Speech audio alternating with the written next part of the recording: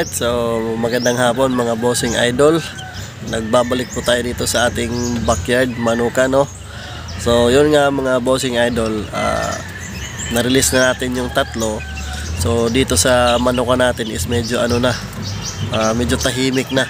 Kasi kukunti na lang sila, 4 na lang sila.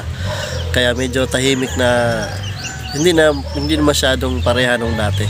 Pero good news naman siya mga bossing idol kasi na-release natin ng maayos. So ngayon mga bossing idol, malalaki na naman tong nandito. Ang gagawin natin o yung magiging trabaho natin na lang ngayon is mag-concentrate doon sa mga pasisiw natin kasi meron tayong mga sisiw na inalagaan. Doon tayo magpo-focus sa ngayon kasi kailangan nating mapalaki sila ng maayos para in the future pwede na natin silang ma-share. So ganun lang naman yan mga bossing idol, paikot-ikot lang. So bale yun nga, 3. Tapos kung sino yung kumbaga parang gustong malaman kung magkano yung presyuhan sa ganon, panoorin nyo na lang hanggang dulo mga bossing idol. So tingnan muna natin yung mga natira dito sa ating Manukan mga bossing idol para makita nyo rin, at syempre para meron din kayong idea in case na gusto nyo mag-release din ng mga alaga. So tingnan muna natin mga bossing idol.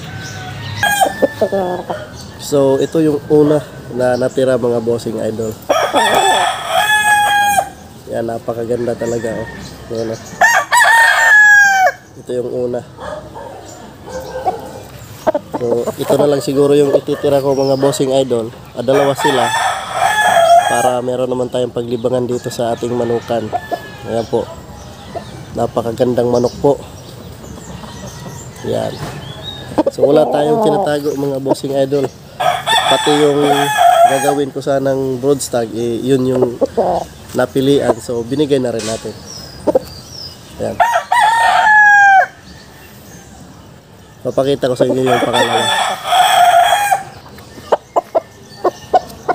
Ayan, ito po yung pangalawa. So bale 5 piraso to na stag, nakuha yung 3. So itong 2 yung natira. Ayan, napakaganda din. Solid din mga bossing idol. Ayan.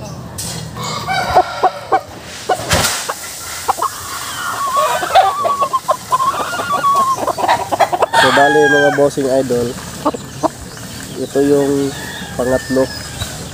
Ayan, napakaganda din ng abuhin natin na dome. Ayan, ito yung natira mga bossing idol. Tsaka yung abuhin yung kapatid nito. Ayan, talagang solid. Ayan.